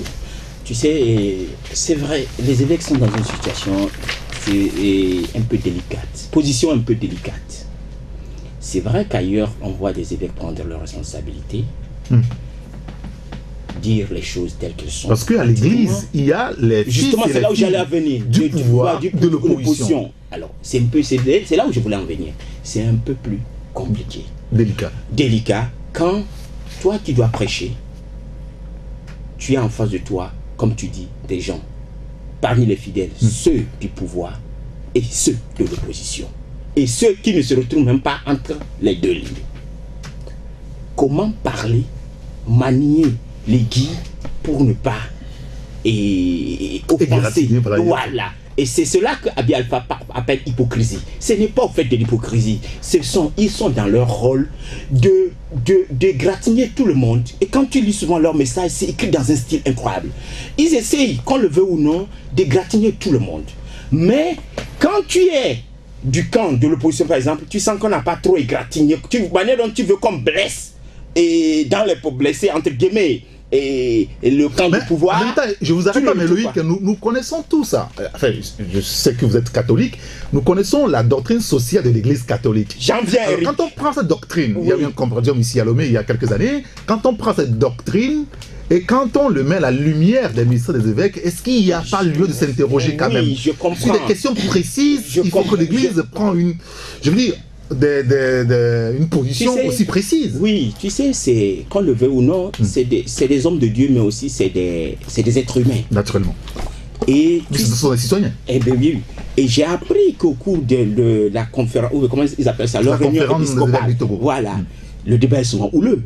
Parce il faut demander, il y a des évêques qui veulent que ça aille sans langue de bois, que ça aille droit, le message aille à qui il faut, et il y en a qui disent non, il faut parler comme tel. Mais n'oublie pas l'histoire récente du Togo. Oui. Que quand des évêques ont voulu, ou un évêque a voulu faire les choses comme il se doit, il a été fessé publiquement. Ne l'oublie pas. Il y a ça aussi qu'il faut se rappeler. Il a été fessé publiquement. Et à ce jour, il n'a jamais digéré. Jusqu'aujourd'hui, il était passé même devant la CVJR pour faire ce témoignage assez douloureux. C'est pour dire que, vraiment, moi, bien que je ne suis pas souvent d'accord avec leur message, je le comprends. Parce que, tu sais, ce n'est pas facile d'essayer, face à ce qui se passe, où les deux camps, avouons-le, ne font pas aussi les choses comme il se doit. Parce que c'est pas seulement le camp du pouvoir, il faut voir. Finalement la tâche aux évêques. Ceux de l'opposition aussi, le camp de l'opposition aussi ne fait pas les choses comme il se doit. Maintenant, quelqu'un m'a répondu l'autre fois quand je discutais avec lui, oui, mais tu sais, Loïc, même Jésus à un moment a dû taper du poing sur la table. La preuve, il a chassé des gens de l'église pour leur dire sortez en les bastonnant. Et qu'il est temps que, comme ça se fait avec la Senko, c'est ça, c'est la Senko, ils appellent ça au niveau du RDC, de la RDC, et un peu, je sais pas, au niveau du Cameroun, il y avait eu un évêque aussi qui était assez, qui, ici aussi, Christian Toumi, il faudrait que nos évêques puissent, quand ça ne va pas, avoir le courage de dire ça ne va pas. Mais je ne comprends pas. C'est délicat, c'est une situation un peu délicate et moi je les comprends. Merci beaucoup, Loki. Oui, Ferdinand, c'est le sujet. Moi je voulais juste dire que d'abord nous sommes tous les hommes de Dieu. Nous, on n'est pas des hommes des animaux. Bien entendu. Donc, non. Eux, ils ont reçu une mission pastorale. Et pour moi, la vérité, c'est quelque chose qui n'a pas une notion polysémique. La vérité est unique. Et quand on se dit serviteur de Dieu, on doit dire la vérité, quel que soit ce que cela nous coûte. Je ne suis pas certain que quand vous lisez la Bible, vous voyez que Jésus, il a connu des déboires, mais il est resté au bout jusque sur la croix. Vous estimez que les évêques ne disent pas suffisamment la vérité aux politiques togolais? Moi, je veux pas circonscrire le problème à une question d'opposition et de pouvoir. Il faut que les évêques disent la vérité, parce que les évêques doivent être du côté du peuple. Parce que moi, là où je suis aujourd'hui, je ne pense pas que c'est tous les Togolais qui veulent le changement qui sont cloîtrés derrière un opposant. Je ne sais pas si vous comprenez. Il faut d'abord voir ce que le peuple veut. Parce que c'est ceux qui sont majoritairement pour le changement qui constituent l'opposition. Vous avez écouté le message tout à l'heure, j'ai lu par rapport à l'alternance. Les évêques ont évoqué ce sujet. C'est ce message brouillard qu'ils envoient tout le temps, qui n'est pas vraiment, c'est ce qu'Abi a dit, qui nous amène à nous poser des questions. Parce qu'on sait que l'Église a toujours été du côté de la bourgeoisie, que les gens le veuillent ou non. De par son histoire. Mais attendez, de par son histoire. Non, ça c'est l'histoire. Oui, mais est-ce que vous avez vu? Vous avez déjà vu mais c'est nous qui nourrissons les... Aujourd'hui, il y a un pape qui est du côté au moins des pauvres. Hein? Mais non, moi je vais juste dire que quand vous voyez aujourd'hui nos évêques, les prêtres, vous voyez qui sont véritablement leurs amis aujourd'hui. Vous allez à Lomé aujourd'hui sur certaines paroisses qui financent la construction de certaines paroisses à coups de millions. C'est les voleurs de la République. Non, je suis désolé. On va pas dans la démesure. Ce n'est pas de la démesure. Non, on va rester zen. Eric, je te donne des éléments qui affaiblissent la prise de position des hommes de Dieu. Je te donne des éléments pour que tu apprécies parfois pourquoi on doit dire la vérité, mais on ne le dit pas. Quand vous êtes un évêque, vous êtes un prêtre, vous êtes je ne sais pas quoi, vous dirigez une paroisse, vous voyez que ceux qui viennent donner de l'argent pour construire la paroisse, ceux qui amènent des millions, ce sont des gens qu'on accuse d'avoir volé l'argent, qui gèrent mal leur département. Ce sont des accusations, hein, puisqu'il n'y a pas de fait encore réel établi par la justice. Est-ce qu'on peut débattre? Bien entendu, on est en débat, je suis désolé. Vous voyez des femmes qui ne sont pas au foyer, qui sont citées dans les affaires. Non, ça c'est un autre problème. Eric, nous parlons de la religion. Excuse-moi, nous parlons de la religion. Et la religion... Si une femme ne sont pas au foyer ou pas, c'est pas un problème ça. Non, mais laisse-moi, je vais aller au bout de mon raisonnement. Parce que vous savez très bien les dogmes de l'Église. Oui. Par rapport à certaines choses. On les connaît. Est-ce qu'il y a des dérogations pour certains et il n'y a pas de dérogation pour d'autres? Pourquoi certains doivent avoir des passe-droits dans l'église et que d'autres ne doivent pas l'avoir? Je connais une paroisse à Lomé ici qui a été entièrement financée par les gens qui pillent ce pays. Totalement. Arrêtez de dire des histoires. Maintenant, quand vous quittez les catholiques, vous allez chez les protestants. Tous ces gens-là qui sont des pasteurs aujourd'hui, qui se bagarrent autour de Fon Nassibé. Aujourd'hui, il y a un groupe de prière à la présidence, les pasteurs se bagarrent. Ah bon? Avec madame... Quel groupe de prière? Mais il y a un groupe de prière qui prie à la présidence aujourd'hui avec madame Higué, tout ça. Les gens se bagarrent à la présidence, on a exclu certains. Ah bon? Tout ça, c'est l'argent. Il ne faut pas que les gens nous racontent des histoires. Donc, les hommes de Dieu, ou ceux que vous appelez comme ça, parce que nous sommes tous des hommes de Dieu, ou bien ceux qui ont reçu la mission pastorale, doivent être aux côtés de la vérité. S'ils ne le sont pas, s'ils voient des choses qui se passent dans le pays, ils ne disent rien. Dans ce pays, on a tiré sur les élèves. Vous n'avez jamais entendu des gens condamner ça? On a tiré sur des élèves. Non, dans leur message... Ils ont fait allusion à ça. Je parle des églises dans l'ensemble. On a tiré sur des élèves. Est-ce qu'il est normal que des gens enlèvent la vie à des enfants alors que personne n'a exigé la vérité jusqu'à ce jour? Et ces gens-là viennent nous dire que non, mais tout va bien, les gens vont prier, ils se bagarrent. Tous ces gens-là sont à la recherche de l'argent. Moi, je dis une chose. Très bien. Si les Togolais demain qui souffrent, qui sont dans leur maison, qui souffrent, parce que ce débat-là, il faut qu'on revienne là-dessus. La prolifération des églises. On va l'évoquer. La prolifération des églises dans tous les quartiers, ça contribue aujourd'hui à anesthésier la conscience des Togolais. Et ces individus, je connais des barons qui ont donné l'argent, on a créé des églises dans les quartiers, dans ce pays, pour occuper les gens. Quand un frère vient à vous... C'est pas une question de frère. Non, quand un frère vient à vous, sollicite votre aide. Non, attendez. Merci Ferdinand, j'ai compris l'essentiel. Non, je comprends la peine de Ferdinand. Mais ce qui se passe, je comprends la peine. De toute façon, l'église, qu'on le veut ou non, vit toujours du déni public. Elle du déni, du culte. Oui. Il faut que les gens arrêtent de cotiser dans les paroisses pour voir s'ils vont encore vivre. Je viens. Il est normal que quand quelqu'un a de l'argent, c'est même bien que quand quelqu'un a de l'argent, il va donner ça à l'église. Au lieu d'aller donner ça aux copines. Ce n'est pas bien, c'est une bonne chose. Ça au moins, on va pour rigoler un peu.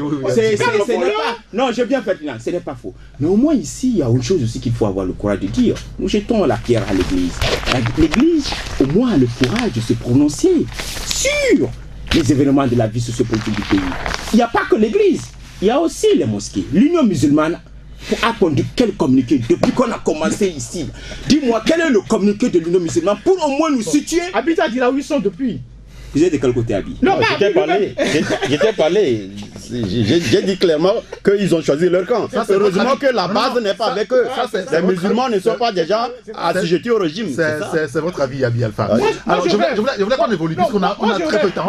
On a 10 minutes encore. Alors qu'on a 3 grands dossiers à parler ce matin. Moi, je souhaite vivement qu'un jour, les Togolais qui souffrent dans leur maison, parce que nous, les journalistes, et certaines personnes qui ont le contact avec les populations, même parfois quand on finit les débats ici, les gens arrivent ici pour vous demander, donnez-moi 1000 francs, c'est pas des mendiants, mais c'est des gens qui ont des problèmes dans leur maison, qui disent donnez-moi 2000 parce que j'ai tel problème, on a hospitalisé mon enfant à l'école, j'ai pas d'argent, mon enfant n'a pas mangé depuis le matin. Et donc, des gens qui demandent de l'argent, vous comprenez? Mais ces gens-là, il y a d'autres personnes qui ont le culot de leur dire de venir dans les églises, de cotiser le peu qu'ils ont. Et ces personnes qui demandent à ces populations... Ça, c'est les faux pasteurs, c'est pas l'église catholique organisée comme il se doit. Parle des pasteurs en général. Et ces personnes à qui les gens vont donner de l'argent, c'est eux qui après qui disent que non, que Dieu a dit de ne pas bousculer une autorité établie. Je ne sais pas si vous comprenez ce que je dis. Et donc moi je dis une chose, je souhaite un jour que les Togolais, je ne sais pas si ça va arriver, on va faire ce débat déserter un jour les églises pour voir si ces pasteurs-là... On va faire un débat sur le sujet si vous voulez une prochaine fois. Merci beaucoup à Ferdinand, Abi et Loïc. Alors on va parler de ce conflit de chefferie à Pagouda, parce que lorsqu'il y a eu le cas de Lamatessi, on en a parlé.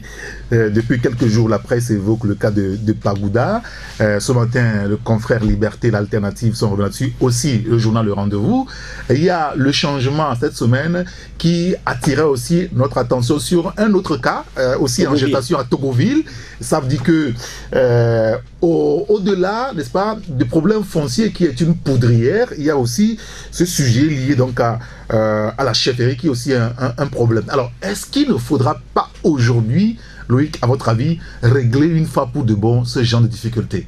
Non, le problème de chefferie est une réalité chez nous et c'est les politiques qui l'ont encore inventé de toutes pièces. Non, comment les politiques? Pourquoi est-ce que vous mettez tous les politiques? Non. Excusez-moi. Tu sais, nous sommes un des rares pays de la sous-région où la chefferie est bafouée. Mais je dirais bafouée, je dirais même la culture est en train d'être bafouée au nom de la politique. Ce qui se passe à Pagouda, moi je suis informé, plus ou moins depuis quelque temps, je sais que il y a un chef qu'on doit nommer. Et élire. Oui, ils ne font pas élection. Et il y a même eu une élection où la famille, puisque le dernier chef qui devait être, qui est prêt, je crois il est prêt, n'a pas pu, celui qui devait lui succéder n'a pas été élu. Et c'est un autre qui a été élu. Alors tu imagines, à Pagouda, qu'on dit que les prêts sont là, et que c'est quelqu'un d'autre qui vient prendre la chefferie. Et immédiatement, j'ai appris que l'élection a été annulée et que après, c'est la demandade. Parce que, au nom de quoi on peut voter une autre famille, qui est la famille Pré. Et j'avoue que c'est le dossier, et puisque Pagoudé est assez loin, il y avait aussi des difficultés à joindre des gens pour comprendre ce qui se passe. Mais quand tu approches ceux qui sont de la localité, qui sont en tout cas, à la tête du pays, oui. Et ils te donnent eux aussi leur version des faits pour te faire pour dire qu'au fait il n'y a même jamais eu élection. Tu vois, parce que moi j'ai tenté de recouper pour comprendre au niveau par exemple du ministre Pré qui est directeur de cabinet au niveau de la primature, qui m'a fait comprendre qu'il n'y a même pas eu élection. Mais ailleurs, qu'il n'y a jamais eu d'élection, qu'on a rassemblé des gens au fait pour l'élection et exprès on a traîné l'élection, c'est ce qu'il m'a dit que j'ai dit. Exprès l'élection a été traînée, les gens à un moment il y avait le soleil et que ceux qui devaient voter pour le Pré en question, la plupart sont partis et on a attendu. Il n'y a que l'autre camp qui est resté et donc le vote a basculé de l'autre côté. Et que bon, pour une élection assez sérieuse, il faut que tout le monde soit là. Et maintenant, il faut qu'on ait à une nouvelle élection. Et ça fait que l'autre camp aussi ne veut pas aller à l'élection. Bon, bref, c'est un peu ce que j'ai appris. Je continue pas à recouper et comme les confrères ont écrit... Oui, bien entendu, oui. Ferdinand, qu'est-ce que vous savez de ce problème? Puisqu'il semble qu'il y a plusieurs personnes qui ont été arrêtées et détenues toujours aujourd'hui à la prison de Kara. Dans cette préfecture, c'est un peu intéressant pour la simple raison que la Bina, c'est presque comme le Haut-Togo du Togo. Quand vous voyez les chiffres donnés par la CENI, c'est la préfecture où... le nombre de votants dépasse le nombre d'inscrits aux élections et tous votent dans le même sens, dans unir. Et donc, c'est quand même intéressant que des gens qu'on amène à voter dans le même sens aujourd'hui protestent à la base parce qu'on a truqué une élection. Quand on truque sur le plan national, ils disent rien. Maintenant qu'on a truqué l'élection à la base, ils protestent. Qu'est-ce qui s'est passé? Tout remonte à 2014 où, après 5 ans de régence, on a décidé de faire les élections. Et là-bas, ils font les élections de manière populaire. C'est-à-dire qu'il y a les candidats et devant tout un public, les électeurs viennent s'aligner derrière celui qui recueille plus de voix, il est déclaré chef. Et donc, ils avaient commencé l'élection avec la supervision du préfet d'alors, qui était M. Awitala. Et lorsque ils ont remarqué que il y avait plus de gens qui s'alignaient derrière l'adversaire du candidat des familles Pré, c'est le grand frère de l'actuel ministre, directeur du cabinet de la primature, qui était un ancien directeur de CEG. Donc, lorsqu'ils ont vu qu'il y avait plus de monde qui s'alignait derrière son adversaire, ils ont mis fin au processus électoral. En cours. En cours. C'est comme ça que ça s'est passé. Ils ont mis fin au processus en disant non, que bon, ils arrêtent les élections. Et il y a eu protestation sur place, les trucs ont dégénéré, les gens sont rentrés à la maison. Et donc, depuis, les gens demandaient à ce qu'on reprenne les élections. Maintenant, il y a un nouveau préfet qui est arrivé, qui a dit bon, on va faire les élections, mais je vais demander l'avis du conseil préfectoral, on va définir de nouvelles règles pour organiser de nouvelles élections. Maintenant, le conseil préfectoral définit de nouvelles règles, et dans la nouvelle règle, ils mettent une disposition qui dit que pour être préfet, il ne faut jamais être chef de canton, il ne faut jamais avoir fait la prison. Or, celui qui gagnait l'élection avant avait connu un séjour carcéral. Même s'il n'avait pas été condamné, mais il avait connu, c'est un ancien combattant, il avait connu un séjour carcéral. Donc les populations ont compris que cet article-là était destiné à exclure celui qui gagnait avant les élections. C'est dans ce contexte-là que les gens ont décidé de manifester pour dénoncer les nouvelles règles du conseil de préfecture et exiger les élections. Malheureusement, ils ont été, comme au Togo, chargés par la police, les gaz lacrymogènes. 7 ont été arrêtés, dont une dame qui se trouve actuellement à la prison de Kara. Oui, la dame, il faut ajouter qu'elle est présidente du CFU, de la zone. Ce qui est dommage. Elle est la présidente, la représentante de CFU et sans convention Femmes Unies. Ce qui est dommage pour cette préfecture qui regorge énormément de barons. C'est-à-dire que vous avez les Solitoki, les Manganawe civils comme militaires, les Pré, les Keyewa, les Dogo, les Akitem, ils sont nombreux, on peut les citer à ne pas finir. Vous allez à Pagoudé, il n'y a rien. Et il n'y a pas de station d'essence, il n'y a pas de, je sais même pas de, ici il y a de pharmacie, il n'y a rien. Il faut aller dans une... Pour accéder même, c'est l'enfer. Il faut aller à Ketawa à côté. Il faut aller à Ketawa à côté pour disposer de tous ces biens-là. C'est vrai que Ketawa est frontalier du Bénin, mais on ne peut pas comprendre que autant de barons viennent de cette préfecture qui tiennent vraiment le pouvoir et qui ne font rien dans leur région. Ça aussi, c'est la preuve que les gens sont là, ils utilisent leurs frères pour leur propre position, en retour, ils ne leur font rien. Et ils ne leur donnent même pas le droit de choisir librement leur chef. Merci beaucoup, Ferdinand. Oui, vous avez traité le sujet aussi ce matin. Est-ce qu'il y a un leader d'opinion qui a été traqué par les cadres? Oui, ils sont 7 détenus. 3 ont été pris à la préfecture parce que pendant que sur le terrain, d'autres manifestaient. On leur faisait savoir que c'est une manifestation illégale. Leurs responsables sont venus voir au niveau de la zone politique, mais on a fait toutes les démarches nécessaires, on n'a pas eu de position, ce n'est pas au jour de la manif qu'on va nous dire que c'est illégal. Donc c'est après cette rencontre avec je crois le SG qu'ils ont été pris. Parmi eux il y a la dame Abalodo, Salomé, qui a été prise, qui était c'est d'elle que je parle en parlant de leader d'opinion. Quand vous prenez son cas, vous comprenez jusqu'à quel point les cadres de ce milieu tiennent à ceux-dessus des chefferies. Je ne sais pas ce qu'ils cachent derrière ce chef pré-honorien, il s'appelle pré-honorien, c'est lui que les barons veulent imposer, bon gré mal gré. Et je ne sais pas ce qu'il cache derrière cette imposition, parce que dans ces forêts, c'est l'idée d'opinion, on vient de dire le rôle qu'elle joue. Elle est aussi à la tête d'une association qu'on appelle Shalom.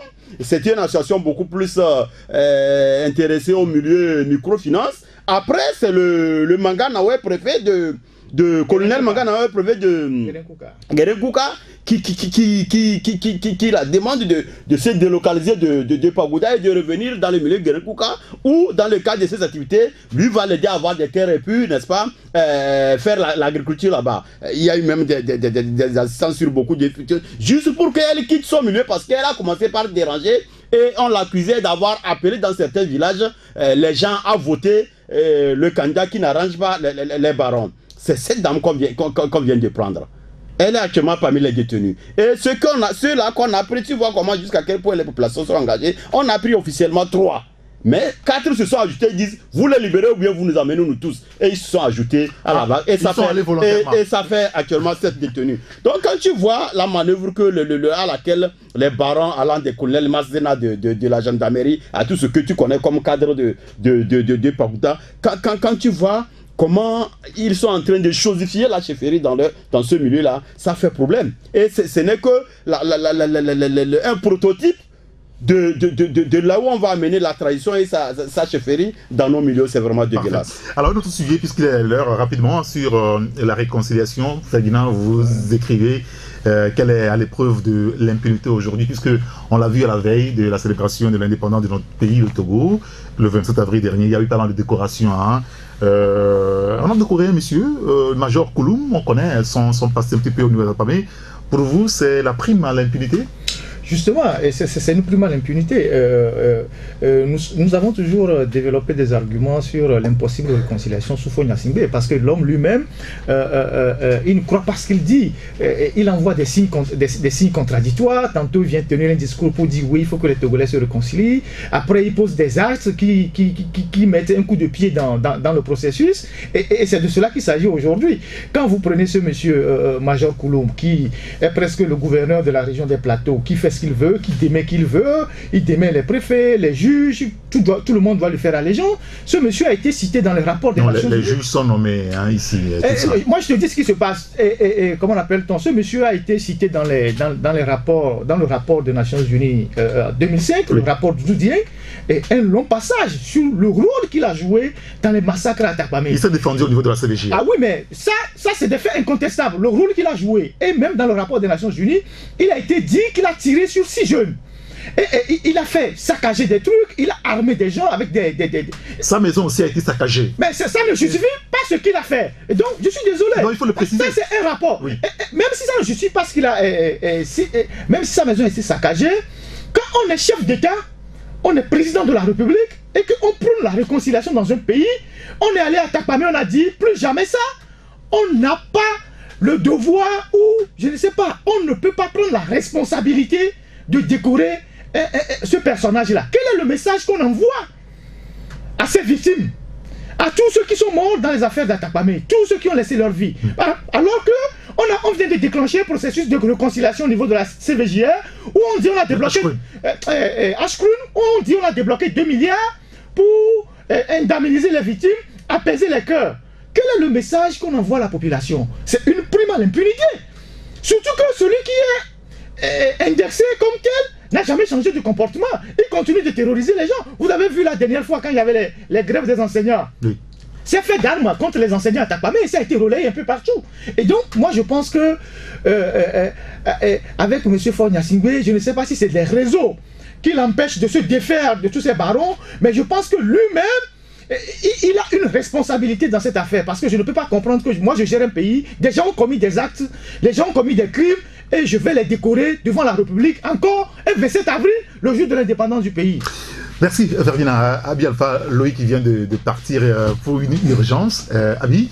Oui, moi je pense que les faits parlent d'eux-mêmes. Au-delà du scandale de 2005 qui a poussé M. Faure-Gnassingbé notamment à clamer, comme l'a dit le confrère, à dire à t'acclamer plutôt que plus jamais ça. C'est vrai, beaucoup de personnes, beaucoup de bureaux ont été cités, énormément doigtés par le rapport de Doudou Dieng de l'ONU, mais parmi eux, celui qui a vraiment occupé une bonne partie des colonnes, c'est Kouloum. Et comme ils disent aujourd'hui que c'est lui qui est décoré par n'importe quel titre honorifique. Si vous voyez, parce que les décorations ont des valeurs qui se dépassent. Donc, quand tu vois ça, et puis, au-delà de ce scandale de 2005, actuellement, moi, je connais très bien ce qui se passe dans ce milieu, mais quand tu vois les dossiers qui touchent à ce monsieur, à un moment donné, tu te dis par où il faut commencer. Jusqu'au niveau des enlèvements de personnes. Certains journaux ont eu le courage de parler. On enlève des gens disparaissent, surtout dans le monde des bouviers. Ouais. Avec les peuples se plaignent, on a des enlèvements, des dossiers. Des gens qui disparaissent. Des enlèvements avec demande de rançon. Certains journaux ont eu le courage d'en parler. Mais est-ce que c'est Kouloum qui a fait ça? Je ne dis pas que c'est lui, mais soit on revient dans les enquêtes. Ce n'est pas rien. Ce n'est pas rien. Et parmi les jeunes qui ont été décorés, il y a un jeune qui a était normalement pieds et mains liés, impliqué dans des scandales d'enlèvement, demande de rançon, et qui est un jeune, un bras armé de Kouloum, qui fait partie de ceux qui ont décoré. Moi je dis une chose, une décoration, c'est un titre honorifique qui véhicule aussi le sort de l'État. Je crois que pour décorer les gens, il faut un minimum d'enquête autour. Mais quand on voit certains noms qui viennent, tu te dis, bon, que vaut vraiment une décoration? Merci beaucoup, monsieur. On va mettre fin à l'émission. C'est quoi cette histoire de décoration où on rassemble 350 personnes comme c'est dans une usine à gaz? On prend les gens, on dit, bon, tu as médaille de ceci, tu as médaille de cela. C'est comme c'est devenu des bonbons qu'on distribue aux gens et des gens paient même pour ça. Et ça... On paye pour ça. Des gens paient pour ça. Et ça contribue à dévaluer même les insignes de la République. C'est pas normal. Messieurs, merci beaucoup. Ferdinand Haïté, le patron du journal Alternative. Abi Alpha, le patron du journal Le Rendez-vous. Loïc Lawson, qui est parti il y a quelques minutes. Et le patron du journal Le Flambeau des démocrates. Entre-temps, au début d'émission, on a eu Tchanyao Arimiao depuis Paris. Avec lui, on a évoqué la présidentielle française. Merci à vous de nous avoir suivis et d'avoir su si bien nous accompagner depuis lundi. Non, beaucoup plus mardi, puisque lundi était le 1er mai, n'était pas à l'antenne. Merci à vous. Nous vous souhaitons de passer un excellent week-end. On se retrouve lundi pour une aventure sur la radio. D'ici là, portez-vous bien. Au revoir. Au revoir. La Gazette du Togo, une vision sur l'actualité togolaise et sur le monde.